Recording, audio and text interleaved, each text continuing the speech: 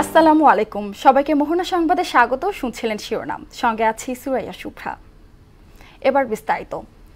সকল অপকর্মের বিচার শেষে আওয়ামী লীগকে নির্বাচন করতে দেয়া হবে বলে জানিয়েছে অন্তর্বর্তী সরকারের প্রধান উপদেষ্টা ডক্টর মোহাম্মদ ইউনূস। বিখ্যাত মার্কিন সাময়িকী টাইম ম্যাগাজিনকে দেওয়া এক সাক্ষাৎকারে এমন মন্তব্য করেন তিনি।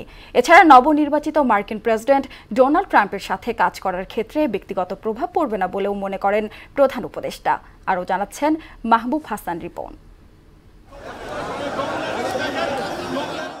বেশ কিছুদিন ধরেই জুলাই অভ্যুত্থানের মাধ্যমে পাওয়া নতুন বাংলাদেশে রাজনৈতিক দল হিসেবে আওয়ামী লীগের ভবিষ্যৎ আলোচনায় সর্বশেষ মার্কিন সাময়িকী টাইম ম্যাগাজিনকে দেওয়া এক সাক্ষাৎকারে আওয়ামী লীগ প্রসঙ্গে অন্তর্বর্তী সরকারের প্রধান উপদেষ্টা প্রফেসর ডক্টর ইউনূস বলেছেন, আওয়ামী লীগকে নির্বাচনে প্রতিদ্বন্দ্বিতা করার জন্য স্বাগত জানানো হবে, তবে তার আগে ছাত্র আন্দোলনে হতাহতের ঘটনায় জড়িত সবার বিচার নিশ্চিত করা হবে। বিচারে অপরাধী প্রমাণিত না হলে তারা নির্বাচনের অংশগ্রহণের অধিকার পাবেন বলেও জানান তিনি। এ সময় ভারতে বসে শেখ হাসিনা সরকারের উপদেষ্টাদের বিরুদ্ধে অপপ্রচার চালিয়ে যাচ্ছেন বলেও অভিযোগ করেন ডক্টর ইউনূস।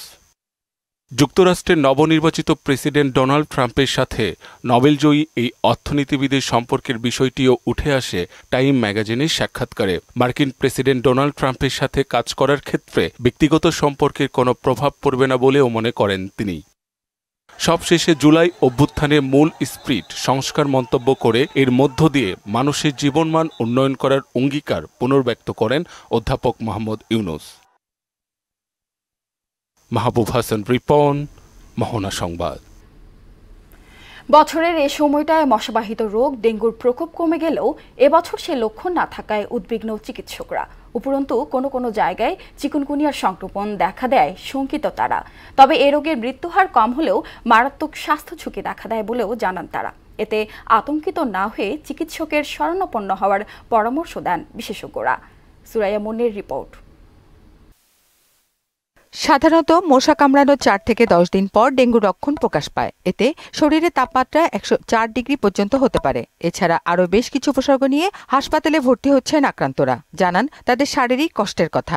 102-3 দিন এরকম ভাবে চলতে চলতে মোটামুটি শরীর খারাপের দিকে, পরে পরীক্ষা করে জানা গেল যে ডেঙ্গু পজিটিভ।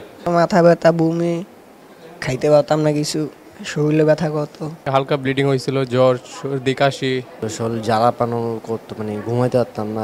আল্ট্রাসাউন্ডে বাসছে যে ফুসফুসে পানি আসছে আর ডেঙ্গু ধরা পড়ছে।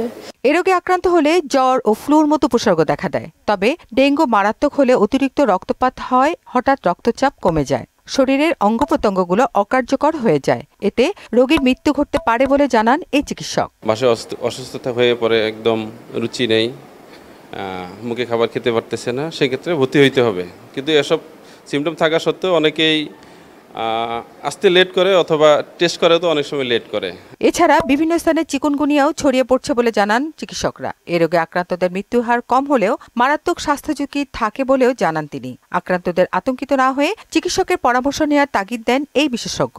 চিকুনগুনিয়ার সিমটম ডেঙ্গুর মতোই, প্রথমে অনেক জ্বর থাকবে, সাথে চিকুনগুনিয়াতে অনেক ব্যথা হয়, বিশেষ করে জয়েন্ট পেইন হয়, হাতের আঙ্গুলগুলোতে অনেক ব্যথা হয়, ফুলে যায়, লাল হয়ে যায়, হাঁটুর ব্যথা হয়, এই সিমটমগুলো বেশি থাকে। আর বমি, পাতলা পায়খানা তুলনামূলক কম থাকে চিকুনগুনিয়াতে। মশার বংশবিস্তার নিয়ন্ত্রণ করা গেলে ডেঙ্গু ও চিকুনগুনিয়া আক্রান্তের হার কমে আসবে বলে জানান এই চিকিৎসক। সুরাইয়া মুন্নি, মোহনা সংবাদ, ঢাকা। এখনো নাগালে আসেনি রাজধানীর সবজির বাজার। আলুর দামের পাগলা ঘোরা যেন লাগাম ছাড়া। তবে কিছুটা কমতে শুরু করেছে পেঁয়াজ ও চালের দাম। এদিকে মাছ মাংসের বাজারেও স্বস্তি মিলছে না নিম্ন ও সীমিত আয়ের মানুষের। এমন পরিস্থিতিতে বাজারে কার্যকর তদারকির দাবি তাদের। বাজার ঘুরে আরও জানাচ্ছেন উষা ফেরদৌস। বাজার যেটা নিয়ন্ত্রণ করতে যায় এটার দাম আরো বেড়ে যায়। নিয়ন্ত্রণ বলে কি, এটা আমার মনে হয় না যে নিয়ন্ত্রণ কিছু আছে। যার যেমন ইচ্ছা আছে তেমন নাই। এমন উদ্বেগ বাজারে আসা ক্রেতার। বিশ্বব্যাংকের এক প্রতিবেদন মতে খাদ্যের মূল্য বৃদ্ধি নিয়ে বাংলাদেশের ৭১% পরিবার উদ্বিগ্ন রয়েছে। বাজারে মৌসুমের হরেক রকম সবজিতে ভরপুর থাকলেও স্বস্তি নেই ক্রেতার। ফুলকপি বাঁধাকপি ৫০ থেকে ৭০, বেগুন ৮০ থেকে ১২০, শিম ১০০, পেঁপে ৬০, কাঁচামরিচ ১৬০ থেকে ২০০ এবং ছোট আকারের প্রতিটি লাউ ৮০ থেকে ১০০ টাকায় বিক্রি হচ্ছে। বেগুন ১৮০ টাকা কেজি, পটল ১২০ টাকা কেজি।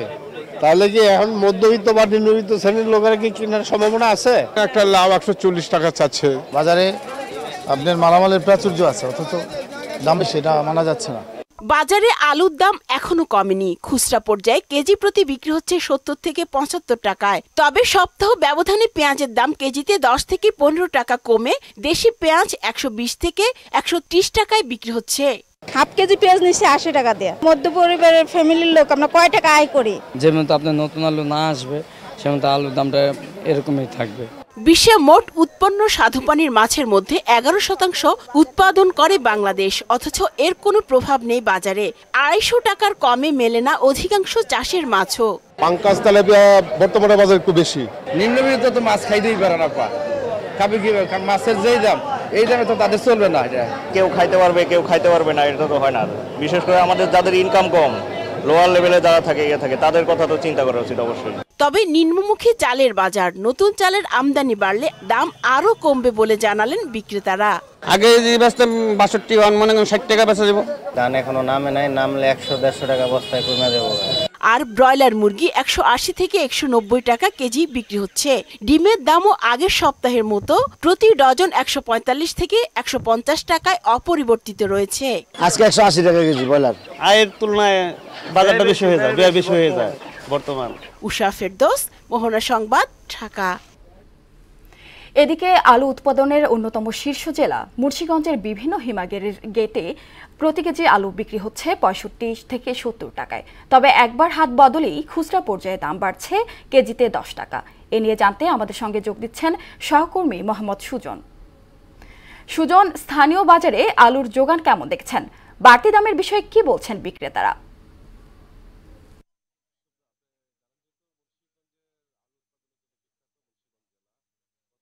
দিনের চেয়ে কিন্তু আজ কিন্তু মুন্সিগঞ্জে আলুর বাজারে কিন্তু অনেকটা বেশি, ৭০ থেকে ৭৫ টাকা করে কিন্তু আলু বিক্রি হচ্ছে।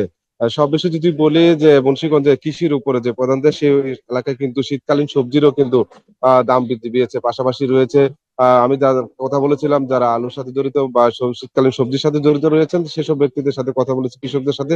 তারা যেমনটি বলেছেন যেহেতু গত কয়েকদিনের বৃষ্টির কারণে কিন্তু এইসব সবজিতে বাজারের দাম উৎপাদনের জন্য কিছুটা ব্যাহত হচ্ছে, যার কারণে দাম বেশি রয়েছে। আমি কথা বলতে চাচ্ছিলাম যে এখানে যে পাইকার খুচরা বিক্রি করে তাদের সাথে আজকে বাজারের পরিস্থিতি কেমন বা কি দাম আছে? আজকে বাজার পরিস্থিতি আগের তুলনায় কিছু কিছু সবজির দাম কমছে, কিছু কিছু সবজির দাম বেশি। আলু বর্তমানে ৭০ থেকে ৭৫ টাকা বিক্রি হচ্ছে। বীজ কাটা আছে আপনার আলুটা, এটা বিক্রি হচ্ছে ৬০ থেকে ৬৫ টাকা। বেগুন ৬০ টাকা। উস্তা সরবরাহ একটু কম, যে কারণে উস্তার বাজার একটু বেশি, ৭০ টাকা। সিম ১০০ টাকা। ফুলকপি ৪০ টাকা। বাঁধাকপি ৪০ থেকে ৫০ টাকা। শসার বাজার আজকে অনেক বেশি, প্রায় ৮০ টাকা কেজি শসা। আপনি যেমন তো জানেন, যেহেতু বললেন যে খুচরা বিক্রেতা যারা আসছেন তারা কিন্তু বলেন যেহেতু বাজার গত কয়েকদিনের চেয়ে কিন্তু আজকে কিন্তু বাজার পরিস্থিতি একটু বেশি রয়েছে। অন্যদিকে যদি বলি আপনাকে মাছের বাজারের কথা, ইলিশ মাছের উৎপাদন, ইলিশ মাছ কম থাকাতে কিন্তু সব ধরনের মাছের দাম কিছুটা বেড়েছে। পাশাপাশি রয়েছে যে মাংস বাজারের কথা যদি বলি, প্রতি ব্রয়লার মুরগি বিক্রি হচ্ছে প্রতি কেজিতে ১৮০ থেকে ১৮৫ টাকা বিক্রি হচ্ছে। অন্যদিকে আপনার হচ্ছে যে লাল মুরগি কক রয়েছে সেটা কিন্তু দাম বৃদ্ধি পেয়েছে, প্রায় ৩০০ টাকা কেজিতে বিক্রি হচ্ছে।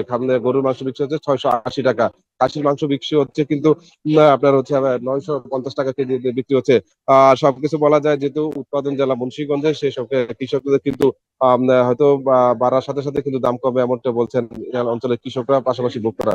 এই ছিল আমার কাছে মুন্সিগঞ্জের বাজার পরিস্থিতির সর্বশেষ। সুজন, আপনাকে ধন্যবাদ।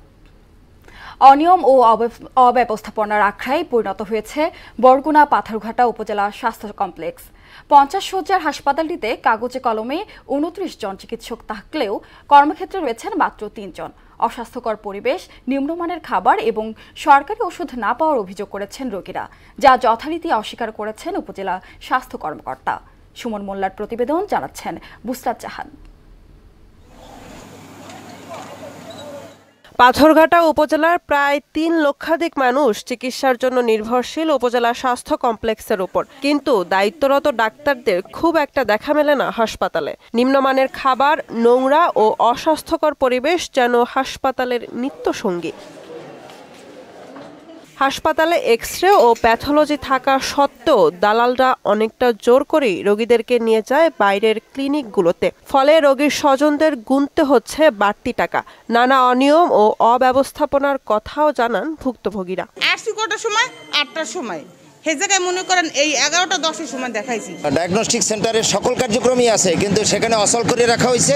বাইরের ডায়াগনস্টিক সেন্টারগুলোর কাছ থেকে ডাক্তারদের পার্সেন্টেজ বাণিজ্য ভালো হয় এই জন্য। পাতলা পায়খানা করে আবার পর্যন্ত দেখাইতে পারতেছি না। ওই জায়গায় টিকিট দিয়েছি, এরা রেফার করে 2 নাম্বার দিয়েছে, ম্যাডাম বাইরেই গেছে। এই ডাক্তার আরেক জায়গায় বসে, কিন্তু চেম্বার খুললে বসলে সেই জায়গায় ঠিকই চিকিৎসা ঠিকই পায়, কিন্তু এটা হাসপাতালে চিকিৎসা পায় না। এছাড়াও ডায়াগনস্টিক সেন্টারগুলোর জোর জবরদস্তি ও ওষুধ কোম্পানির প্রতিনিধিদের মাত্রাতিরিক্ত কর্তৃত্বের কথাও বলেন তারা। আমি নিজেও কয়েকদিন আগে দাঁড়াইছি আমার নিজের চিকিৎসা নেওয়ার জন্য, আমার কাগজটা দিয়ে নিয়ে গেছে এক মহিলা, আমি চিনিও না।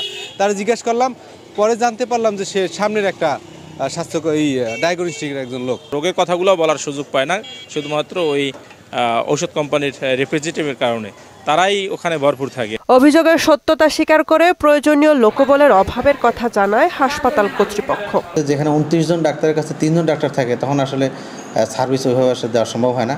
এটা সত্য যে সেবার মান, ডাক্তার সংকটের কারণে সেবার মান কমে যাচ্ছে। লোকবল কম এবং স্বল্প লজিস্টিকের মাধ্যমে আমরা স্বাস্থ্যসেবা দেওয়ার চেষ্টা করি, তো আমাদের খুব কষ্ট হয়ে যাচ্ছে। পাথরঘাটা মানুষের স্বাস্থ্যসেবা নিশ্চিতে প্রয়োজনীয় ব্যবস্থা গ্রহণ করবে কর্তৃপক্ষ, এমন দাবি স্থানীয়দের।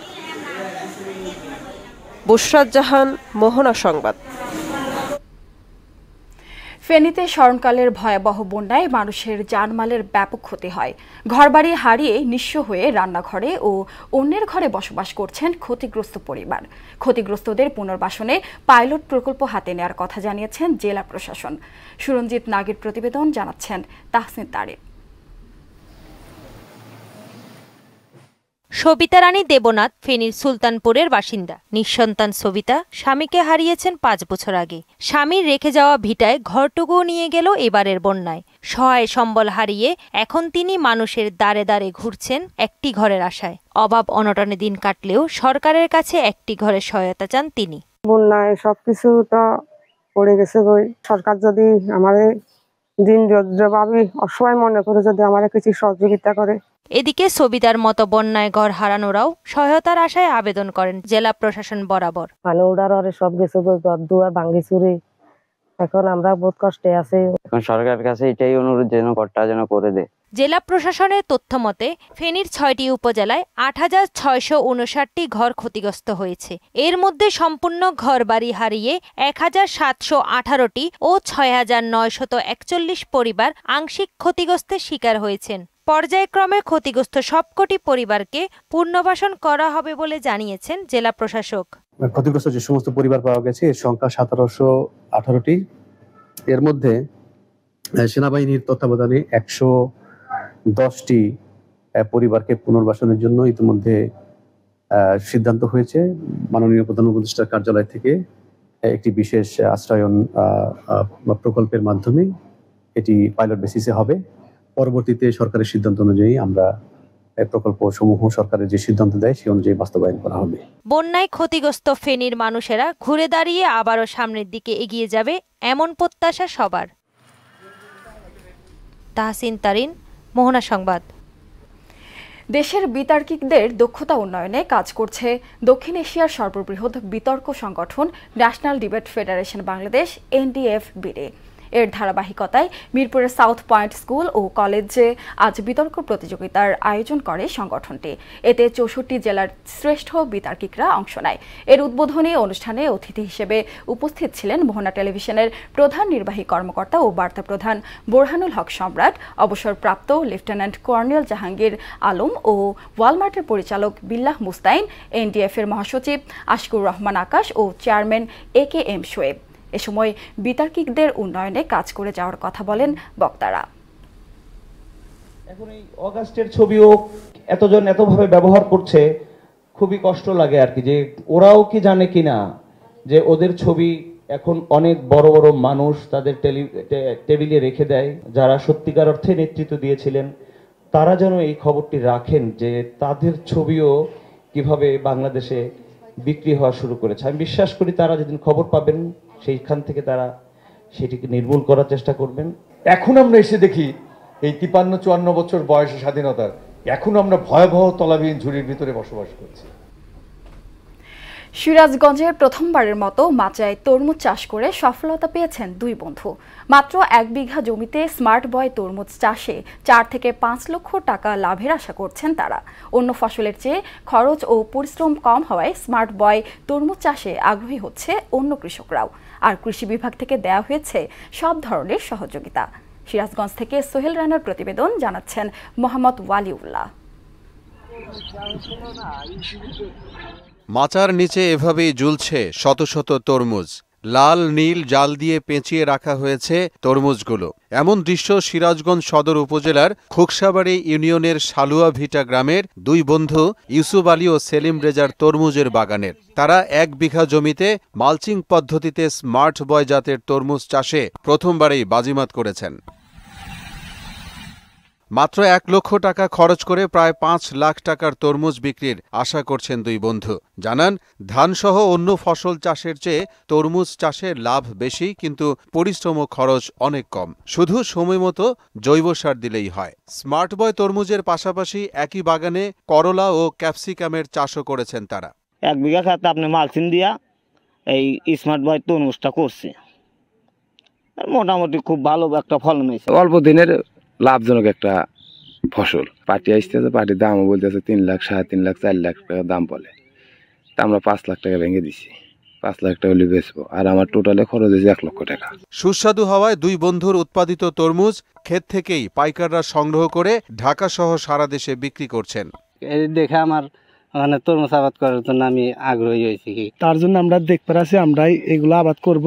বাজারে যে তরমুজ আমরা কিনে খাই প্রতিনিয়ত, আসলে তার চেয়ে অনেক সুস্বাদু আমাদের এই ক্ষেতের তরমুজ। 2800 টাকা মন, 2900 টাকা বা 3000 টাকা এরকম দামে কিনা যে মোকামে বাজারটা বেশি পাই, বাজার ভালো পাই, ওখানে পাঠাই। আর দুই বন্ধুকে তরমুজ চাষে আগ্রহী করতে প্রশিক্ষণ সহ মাঠ পর্যায়ে সব রকমের সহযোগিতা ও পরামর্শ দিয়েছে কৃষি বিভাগ। আমাদের এই প্রদর্শনীভুক্ত কৃষককে তরমুজের চারা রোপণ থেকে শুরু করে একদম হারভেস্ট পর্যন্ত প্রত্যেকটি ধাপে ধাপে আমাদের উপশহরে কৃষি কর্মকর্তা তাদেরকে সার্বক্ষণিক পরামর্শ দিয়ে আসছে। মোহাম্মদ ওয়ালিউল্লাহ, মোহনা সংবাদ। দেশের বাইরের খবর। ইসরায়েলি বাহিনীর তাণ্ডবে গাজা ও লেবানন জুড়ে মৃত্যু হয়েছে আরও 132 জনের। ইসরায়েলি সামরিক বাহিনী দক্ষিণ লেবাননের বাসিন্দাদের জোরপূর্বক উচ্ছেদের আদেশ জারি করেছে। অন্যদিকে ইসরায়েলি নেতাদের জন্য আইসিসি ওয়ারেন্টকে প্রত্যাখ্যান করেছে হোয়াইট হাউস। বিস্তারিত কাজী শাহরিনের ডেস্ক রিপোর্টে।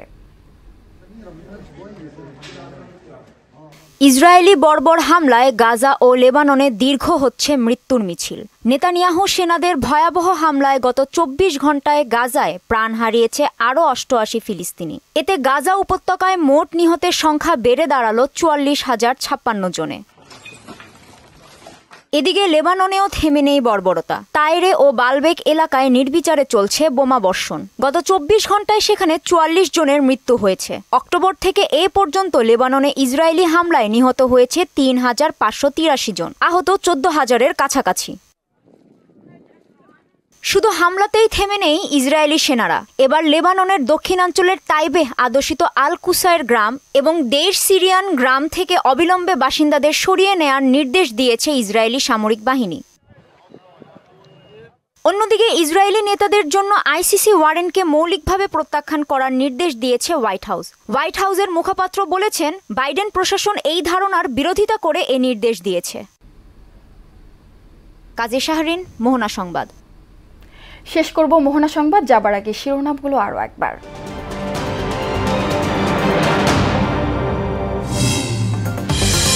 বিচার শেষে নির্বাচন করতে পারবে আওয়ামী লীগ, টাইম ম্যাগাজিনকে প্রধান উপদেষ্টা।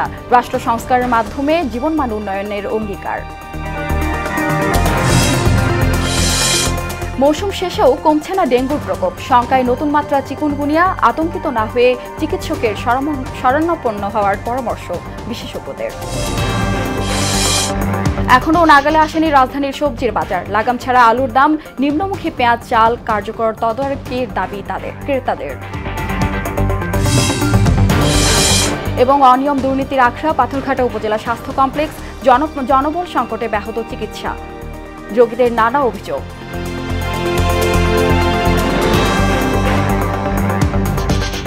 এ ছিল মোহনা সংবাদে। পরবর্তী সংবাদ বিকেল 5:30টায়। এর আগে সংবাদ এক নজরে দেখবেন বেলা 3টায়। মোহনার সবশেষ খবর জানতে ভিজিট করুন www.mohana.tv।